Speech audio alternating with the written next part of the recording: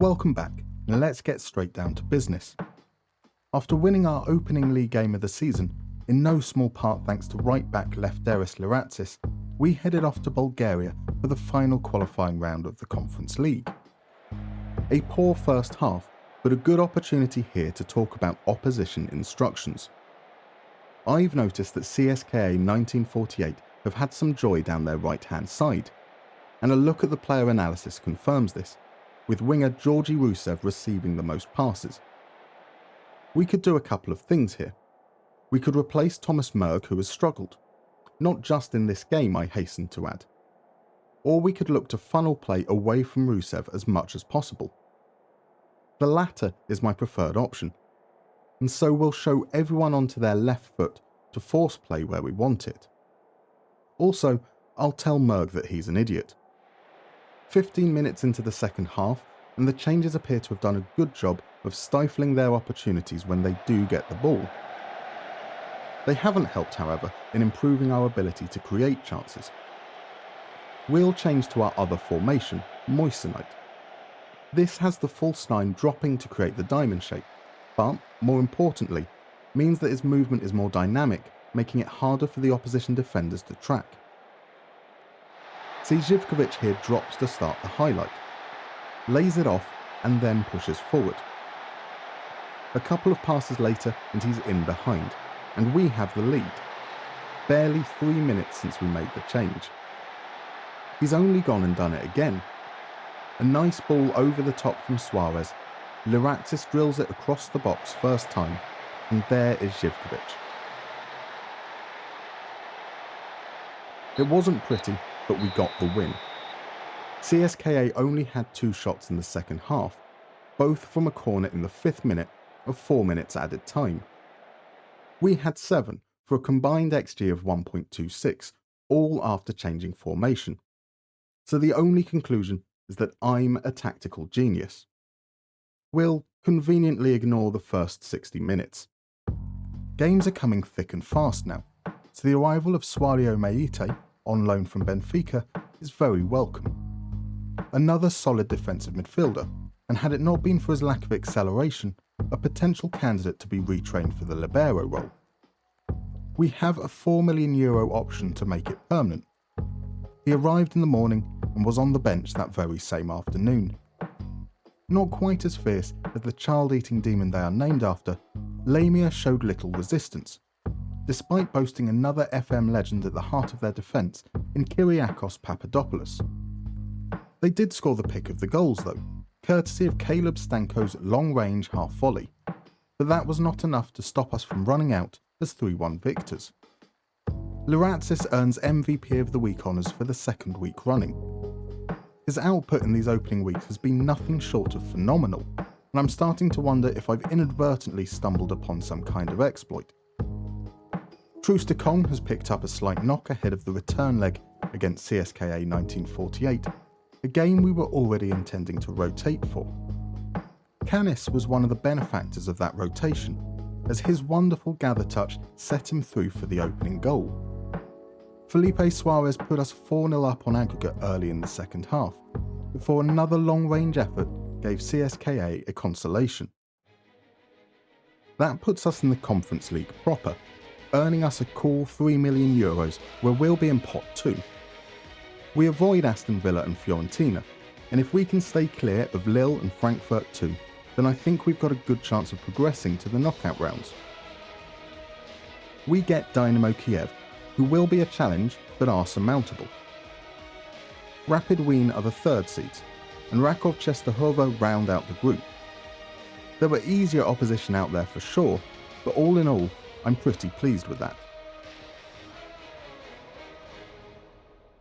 We've signed another defensive midfielder on loan, this time Lazio's Marcos Antonio. His elite anticipation probably sets him apart from our other options, and his traits certainly look suitable to our possession-based approach. It seems that in real life, PAOK have gone for the scattergun approach, signing as many defensive midfielders as possible in the hope that 1 or 2 pan out. That, apparently, is my fault, as the board sees fit to give me a C grade for transfers, despite me having 0 input whatsoever. I'm not going to complain, however, as Chairman Ivan Savidis is a gun-toting maniac with ties to Putin, and so I fear for my virtual life. A key part of our early success has been the performances of Dominik Kotarski. The 23-year-old keeper has been impressive, conceding only 3 goals from 6.2 xG against. All 3 goals have been from outside the area, which is something to keep an eye on, but I have otherwise been pleasantly surprised as his attribute profile isn't necessarily what I'd look for in a sweeper keeper. Notably, his first touch passing and decision making are short of what I would want, although I recognise that beggars can't be choosers. Next up, we face rivals AEK, and we're going to be without our talisman Andrija Živković for this one. It's only a minor shin injury, but he'll be on the bench as I'd rather start with a fully fit Konstantelios in his place. This is a big game, and definitely our toughest matchup yet. Nonetheless, we intend to play on our terms, so we won't be doing anything different in terms of our setup.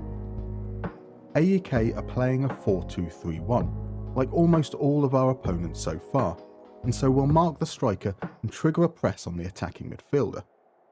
Now, I didn't touch too much on our out-of-possession instructions last time round. Whilst our in-possession approach is all high concept, nod to history mumbo-jumbo, our out-of-possession approach is the complete opposite, and so I need to talk about Larry.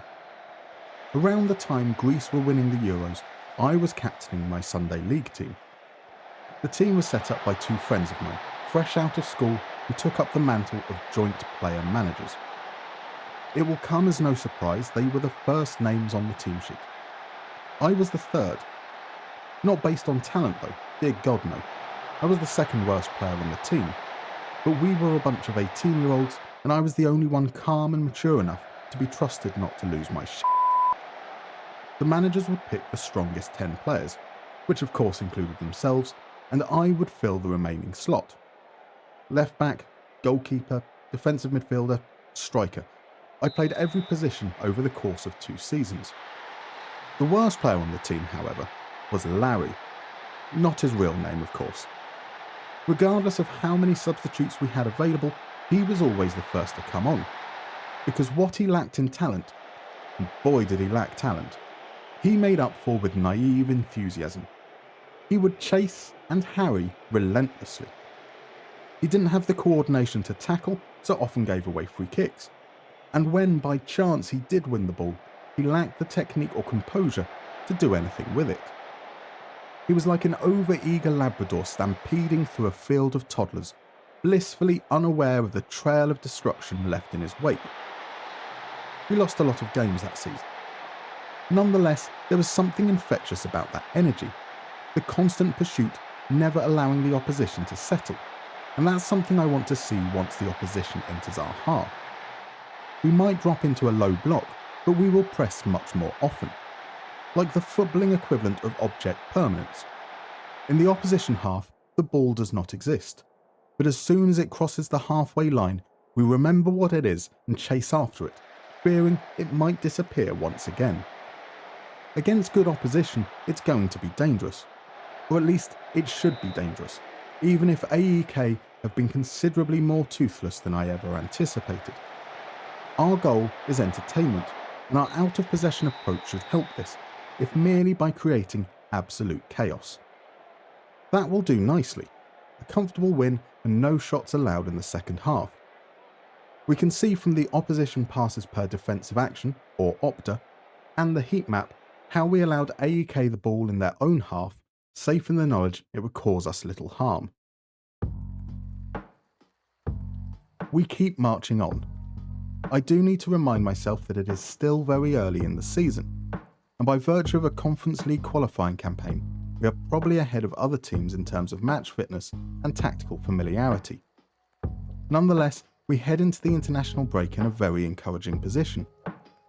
We should feel confident of keeping this run up for a few more games too, with our next big test, arguably, the away trip to Olympiakos.